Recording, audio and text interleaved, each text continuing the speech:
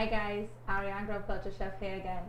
So I'm making probably one of my most favorite things, a burger. Yes, a sweet potato burger. I know that sounds odd, right? Sweet potato burger. How it's working out? Keep staying on. Tune in. So what we're gonna do is I have some sweet potato already boiled. So I'm just boil it right down till it's soft enough to mash. And I have some here. They look like jewels almost. They're just so perfect. They're sticking. I guess. Let me just get them out. So I've boiled these already. You can do the same. You can boil sweet potatoes and keep them for like for another day, and you can freeze them. Freeze them in batches that you know you're going to use. But I prefer to use them mashed if you're going to be freezing them. So I'm just mashing them at this point, and I was always told that my hands are my best tools. So guess what? Right after the initial mash here, I'm gonna wash my hands and I'm gonna get right in on this. It's like a meatball mixture where you only want your hands in there. You do. You don't want anything else in there. And I did some quinoa already. Just some regular white quinoa. You can use red quinoa here if you want. It'd be very pretty. And I'm adding some in. This is gonna be your protein to your burger patty. So your quinoa's in, and I have this in here. Before I add anything else, and I put my hands in, I'm just gonna get some salt. No, it may look like a lot, but remember I didn't put any salt on my quinoa or on my sweet potato patty previously. So I'm just mashing here, and you kind of mash it like how you would, a meatball mixture where you're really trying to incorporate. So I move it through my fingers, like so. And there's some big chunks, there's some small chunks, but that makes it fun when you're actually eating it. But you want a pretty well mixed mixture that when you boil them up, you can actually keep them together. Right? So this is looking really awesome. And then what you do with this is, I'm just gonna wash my hands so I can show you what you do. You're gonna boil it up and make them into patties. And these patties you can freeze and keep up to 3 months. I do this. And when we had the culture delivery, that's actually one of the best patties I had ever sold. These sold out the most. So I can tell you, I can vouch for these ones. These ones are really good. Right, so I have a little bowl here. I'm just mashing it very comfortably. This is your home. This is you cooking for yourself. You don't need to be too worried about making it look perfect. That's the beauty in food sometimes. It's just what it is. So this patty is looking quite nice. My bread is quite large, so I'm trying to make my patty very large, hence the reason I continue going. So I'm going to do a pretty big one for the next one to see if that helps. Right? And we're going in.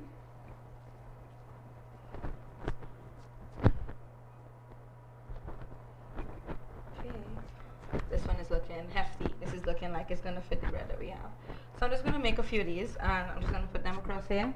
And you can keep them just like this in your fridge so they firm up before you put them to fry. Well, we're not going to go fry it, we're going to saute it so it gets golden brown. So you can do it like this. And just keep them in your fridge for a little while you organize, your kids. So you have some cleaning to do, wash your dishes, and just leave them in there for about 10 minutes to get firm. I'm not going to wait for that because it doesn't need it, but it does help with the finished product. Okay? So I'm just going to do these for now. And the others I'll do when you all have said goodbye. So this burger is going to be like a triple decker burger. It's huge. Okay? So we're going to leave those there for now. And we want to get in with our relish. A relish is really this relish is just going to blow your mind. It really is good. I'm looking for a bowl that I don't have. Hold on, guys. Okay, so I've got a bowl here so you'll see what I'm doing. This relish it's like a play on a pico de gallo, but not, because there's no lime. So what I'm doing is my tomato. You don't need to seed it. If you do not like seeds, just wash the seeds out. I don't mind all of it. I like it. Always remember to cut your tomatoes inside facing, not on the outside. You may cut yourself. The flesh kind of pushes back at your knife. And I recommend using a serrated knife to cut tomatoes. It gets through that skin much quicker and it helps with a clean cut. As you can see, I'm not taking my own advice. But I would recommend that that's how you cut a tomato, especially if you want perfect dice. Okay, so you got those tomatoes in, really nice and fresh. They're going to look like little jewels right on top of your burger. So I'm just doing one more to ensure that I have enough. So as you can see, this is called like a giant burger. My husband is probably going to be quite pleased. He went off with the kids today, so Monday, yeah, definitely. All three. Do you understand that? I'm home alone. All three. They all went. Isn't that great? So I'm taking it easy today, and I'm having my favorite burgers. And well, of course, any good mother would know you don't make more than one thing in a day to feed people. You're making one thing and everybody eating from that. So we're making burgers for everybody, which is not going to be a complaint, I'm sure, in dairy too. So this is some side that I've already cleaned up. That's my garbage bowl. I recommend a garbage bowl whenever you're cleaning. For me, I just like to bend side like this. I don't know why, but I do. And I just give it a nice fine chop.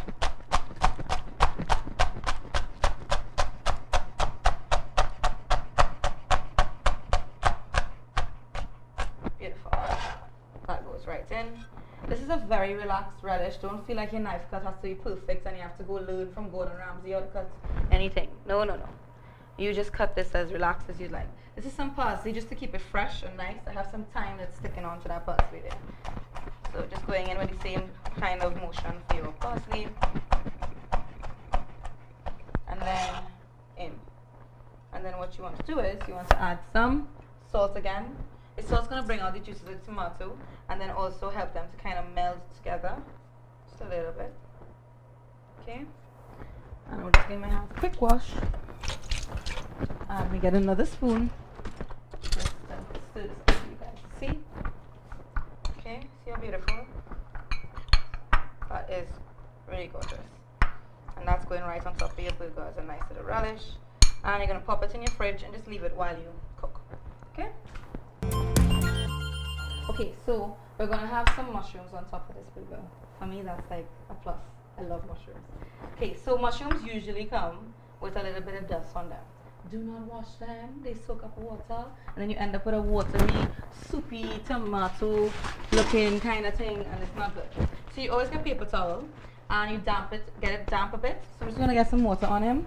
Just a little bit of water. Like just flick it like that. Not much. And then you hold each mushroom. And you just kind of wipe the tops off. You wipe all around it. You wipe the little stems. I eat the stems. If you don't, you can keep the stems once again and make a stock, make a soup. You can blend it up and use it as a thickener in like a sauce. It's really good for those things. If you're making vegan meatballs, you blend them up. The little stems, great for vegan meatballs. So I'm just cleaning these up. Some of them we've already cleaned, so we're not too worried to keep going. But I wanted to show you that action because that's what comes off. Okay, it actually is good to clean them up. Okay. So we have those. I'm not going to use all these because it's just a topper. It's not like the burger itself. So that's good. Let's keep him here. That's it there. And these you're going to cut pretty chunky. We're cutting them in quarters. Okay. And these chunky guys we're going to put to saute. We're going to saute them with some barbecue sauce. Barbecue sauce of your choice. But the most important thing is to have them cut like this because it makes it nice and chunky and it adds to that meaty feel and meaty bite when you're going into the burger. So let's run over to the stove and get this ready. So I'm putting this here for you all to see what I'm up to, and I went ahead of myself and I got a pot out here for you all. So this pot, you just want to make sure it's really scorching hot, guys. It needs to be really, really hot. It can't be anything other than very hot. I'm using coconut oil here. You can use grapeseed, you can use olive oil. I just find coconut oil is best and I like it. And it's a neutral oil, so you don't really taste it. It doesn't add a flavor dimension to what you're cooking. It's very neutral and it takes on what you're using. So we're here to get this nice and hot. While that's happening, I'm just getting my barbecue sauce that we spoke of and a little bit of Italian seasoning. The salt can come back, yes, but you're going to put that salt on at the very, very end of your sauteing of your mushrooms. So let's just wait for this to get nice and hot. I think it's getting there. You want to hear a wonderful sizzle when that mushroom hits that pan. If you want to know, you can always take like a little piece of your mushroom, drop it in. Not quite there yet. We'll get there shortly.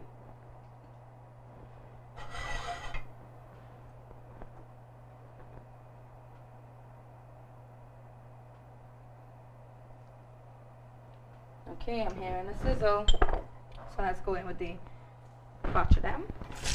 Oh yeah, that makes me happy. There we are with those. So let those get a hard say on them. You want them to have a little brown on them and look a little golden. That's always good. Adds the flavor. It deepens the flavor when we're doing that. Also, the barbecue sauce that you're going to choose is probably going to have salt. So you want to put that last because the barbecue sauce is going to cause the liquids in the mushrooms to be pulled out. So you're putting that kind of at the end. Alright, so just letting these get a hard say. You're hearing that nice sound. Let that continue. Nice and crisp. And you can just puff them up like I am. And you'll see them getting nice and crisp.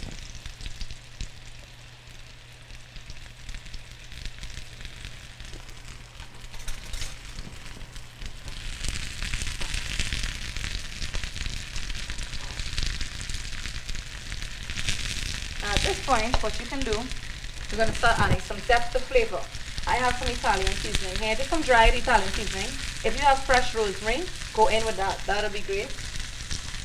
And just let it go like this. There.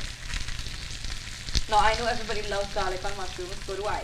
But we're putting a garlic sauce on this burger. So it's going to be a little too garlic heavy if we put garlic in that on this. Alright? So we're here with this, smelling absolutely awesome. Okay, let's continue. To get a nice crust, and if you could see it, but there is a crust here on this guy. That is, just look at that. That's perfect. And this adds to your meat depth when you bite into that. You feel like that bite of meat, because that's what mushrooms do for anything really. And these, I'm proud to say, are local portobello mushrooms, local to Trinidad and Tobago. So these are local mushrooms, local produce that we're using. The zucchini that we used in the last video, that is local as well. So a lot of local products that are being used and that are coming forward in Trinidad, and it's really exciting to use local produce and see that we don't need to really depend on the foreign produce that's coming in. We can use our local produce and make food, if not better, like just as good as wherever else in the world. We don't need a temperate climate to have great fruits and great vegetables. We've always been leaders of fresh food. Everybody knows the Caribbean is fresh food. Alright, so now we're here with it all nice and brown and right off the heat. I'm kind of taking off the heat. I'm pouring in that barbecue sauce. This may stick up, so just watch yourself. The way you cook it. And have a plate ready so you don't start to release the liquid and off. And this is so ready. Look at that. That is gorgeous. I'm just going to do a little bit of salt now. You always salt at the end, so salt on top. Perfect. This goes to the side while we do the rest of it. Okay.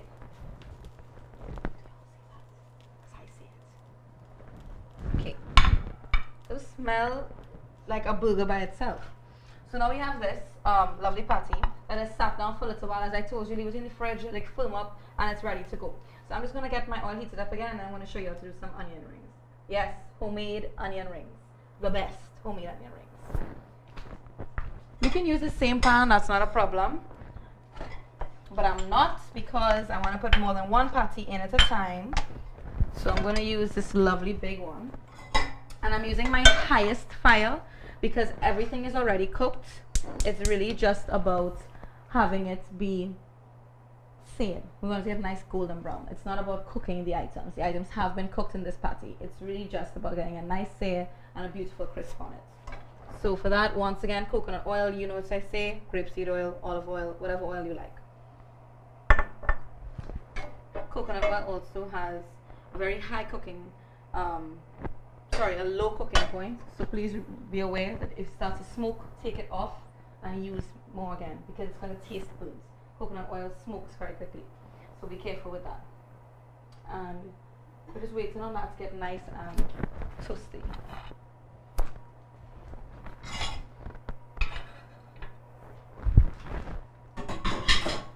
While we wait, I can show you something about these onions. So these onion rings, we're waiting on that to get nice and hot. I've already cut them into rings. I've gone ahead and peeled it. However, the biggest trick ever is that on the inside, and if you could see, I'm going to try and do it for you all to see. On the inside of an onion ring, there is a film.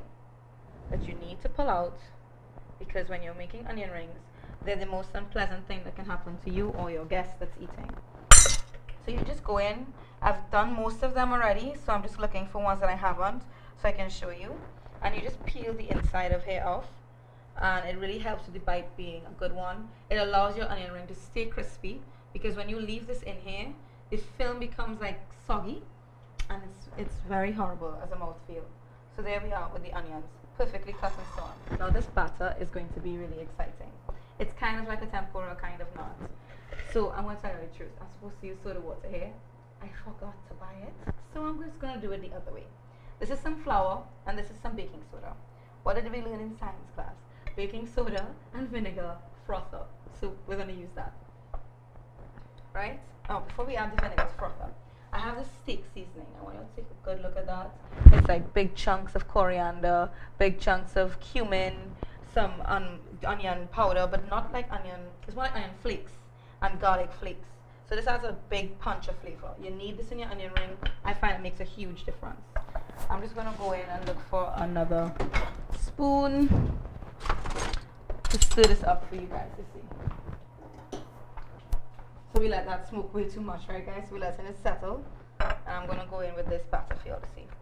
So I'm stirring up all the ingredients, because once this vinegar gets in, game over. It's going to be really, really nice and bubbly. So we're pouring in the vinegar. Just a bit. Right. And then the rest of it could be water, that's fine. It won't stop from frothing up. Okay. And this makes your batter super nice and light and airy. And it's great for these onion rings. It's going to make it nice and fluffy. And you want that, because once it goes into the oil, it's going to crisp up, and then you're going to have crunchy onion rings. And you won't have to buy those horrendous onion rings that you find in the freezer section of the grocery. So you're just going to let this guy sit down here and do its chemical job of vinegar and soda, baking soda. Okay? And let's get back to those patties. So let's clear up here a bit and get back to those patties.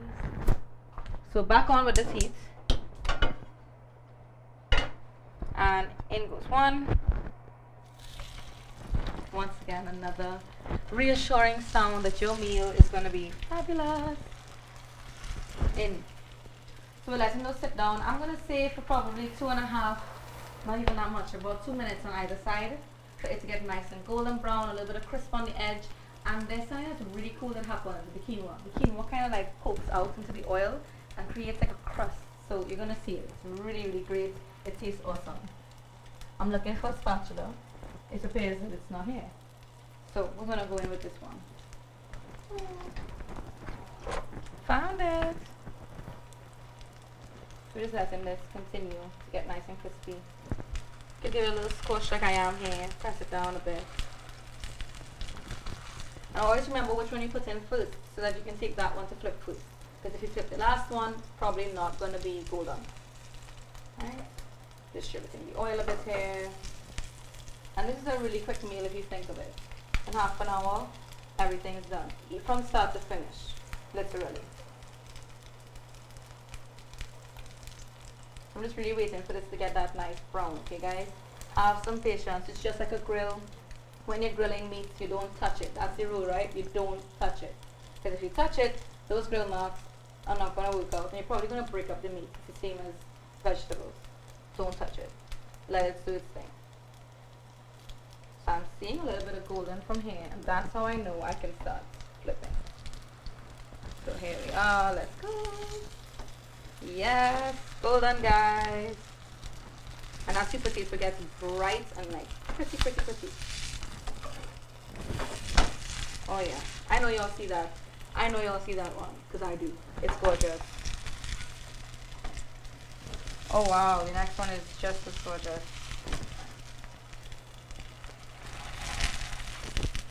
So your bread you can toast if you want. I'm okay without it being toasted, but you can toast yours if you'd like. That's never a problem. Always cook the way you like to cook. Never follow a recipe all the way. I've learned that. Do it, follow you. You know how to cook. Just you do it. Enjoy it. And there are things you're gonna like that somebody's not gonna put in their recipe. Like you may like added chive, but they're gonna tell you put 1 teaspoon. put the amount you like. Enjoy your food. Okay, so we have only time to do one really quick thing while this gets nice and golden. I'm gonna do some garlic cream, kind of, to put on it, like a garlic sauce. So I'm just gonna grate some garlic into, this is vegan mayo. There's a lot on the market. Choose the one that you like the most. This is the one that I use. So I am just going in with this garlic. And yeah, those big chunks are fine. I like garlic, so the big chunks are fine for me. If not, just go in with the little, like the little ones that have been grated. They disperse through the thing so great. I don't put salt in this sauce. Reason being, I find a lot of the mayos on the market have a lot of salt. And if you add salt, it's almost like unbearable. So, just watch out with that. Taste it before you do anything of that nature. I'm gonna wash my little green spoon. I'm gonna use this.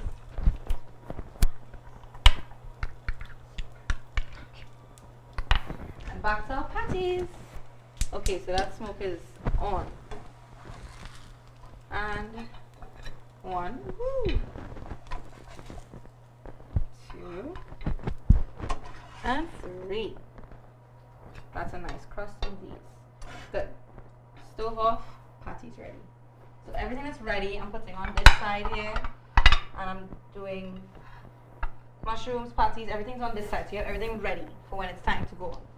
Okay, this quinoa, keep this quinoa and make a nice pie with it, make muffins with it. Quinoa is versatile. I don't need to tell you all that. Quinoa is crazy versatile. This is that sauce that we've been talking about, that garlic sauce, homemade. Really good on everything. So that goes to this finished section as well. I'm gonna actually add some thyme to it and make it really perfumey and nice. And add flavor wherever you can. Okay? People think that vegan food or like vegetables could be boring. It is not boring if you add flavor. It's just like my husband always says this. Would you like a chicken boiled? Just boiled? With nothing in it? Absolutely not. It tastes horrendous. So it's the same thing. Season it up. You're gonna like it like that. So this we have to get ready with, which is the onion rings, right? So let's get some oil back on for that, and then we can start assembling. This you need a bit more oil, of course, because you are frying. Good. And that's getting nice and hot, and then we can start with that stuff. So I'm just going to clear up here for you guys so we can see everything together. So, oil and pan are ready, nice and hot, ready to go. So let's get our onion rings. We've peeled the skins out of it. We've made our batter. So in we go with that. Keep your batter and your onion rings really close together so that you don't end up making a mess all over your kitchen. I'm telling you this, and look at what I'm doing. So I need to be close to. Okay, drop your onion rings in. Make sure they're separated so you actually have a ring. And you just kind of dip them in like so. You turn them around about 2 times so they create like a coating of it. Every time you drop something in oil, you don't drop it toward yourself, you drop it away from yourself. Okay? Oh wow, puffing up already. Looks great, guys. Your family is going to want to know who was in the house cooking. Was there a gourmet chef here when we left? I'm just happy my husband has my kids. I can do this at my own leisure. This is what we call mom's day off. Burgers. Oh yeah. Burgers. It's a nice sunny day. I'm gonna have a great day. So I'm obviously going ahead of myself. Don't overcrowd. Put like about 4 to 3 at a time so that they get brown and nice. If you put too many in, they're gonna sweat and you'll end up with an onion saute, not onion rings. So those are looking good. I'm just gonna get a plate with some paper towel on it so that we can ensure that our rings drain off nicely. Lovely. And I want to get something that I can pick them up with. A fork is fine. So I'm going to place this on this side for you guys to take a look at what I'm doing. Okay. Oh yeah. I really shouldn't be playing with these. I'm flipping them over, but look. Onion rings. Looking perfect. Just like you buy them in the store. No one needs to know.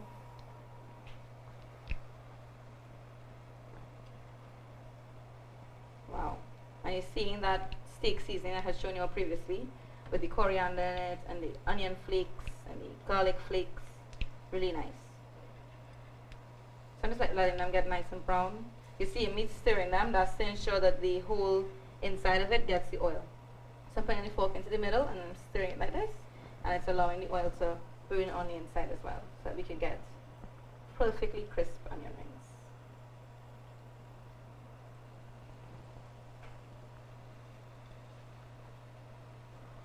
One. And these are nice light color, and that's fine. They're going to be nice and crispy. So we're just going in with a few more.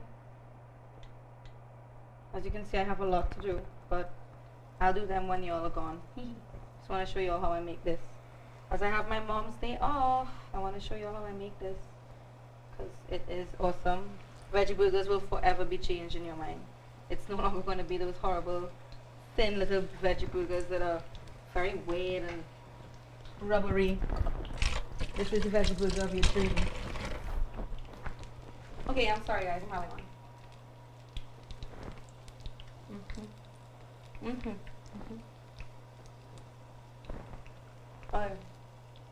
Next time, just make these some ketchup. A movie. It's over. Wow. That's a chef's treat. Wow. Should not have done that. I think I'm going to eat all now. Wow, those are actually better than I thought they'd be. Okay, so these are looking ready. Those ones are a little more brown. Pretty. You see how perfectly circular they are. Reason being, we took that lovely film out. That film could create a lot of problems if you don't pull it out from the inside. I know people think it's a extra step that they don't need to make, but that step really adds to the quality of the onion ring that you're going to get next. You can use those really large onions too, but I am using a little one because I want to stack it up with onions.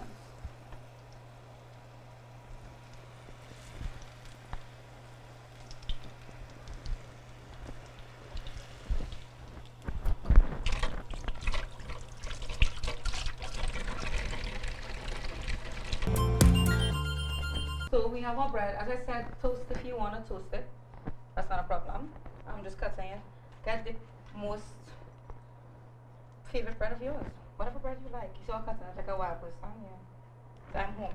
You'll cut me on my mom's day off. So do not judge me. Thank you. I'm going in with the most said patty. Okay. You're already seeing this building up to be a pretty big one. We're going to go in with the mushrooms. I'm using the same spoon from the tomatoes because they're going to go on the same thing. Okay. Watch out with that sauce. You don't want it to get too mushy in here. So on go the mushrooms. Okay, that should be good. I know it's easy to get greedy and say I want to put all kind of thing on it. It will fall down when you're eating. Be careful with it. Oh, relish. Oh, yum. Yeah, mess is good. Don't worry. You'll eat it anyway. When you taste this relish, you let me know. Alright, I'm just putting my hand here to kind of give it a nice tap on that. And then, dun da da da, the onion ring. So, nobody wants one. I know that.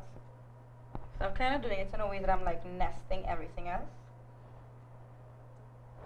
Yeah, y'all, I'm overdoing it because I'm home alone. And my kids are going to say, Mommy, I want some. Okay, and then we go in with that absolutely lovely garlic sauce that we made earlier. A good dollop is good. It's going to carry throughout the whole thing. Okay? You know what I'm going to do though? I'm going to cut this bread completely off so that when we put it on top, it will not throw everything else down. Okay? A good nice big dollop of that. This has your thyme in it. That has your fresh garlic in it. Watch your salt. I didn't put any salt, but you could, you know, put salt as you like. And there we are. I'm moving him to the center just because it's nice to do that. And I want us to see it. So there we are. Welcome to my mom's day off. Oh yeah. Okay, bye. Because I want it now. Have a wonderful day. Check below for the comments. Man, oh man, these are perfect. Check below. Comments, recipe. Let me know what you think about it. Thumbs up, subscribe. Love y'all. Bye.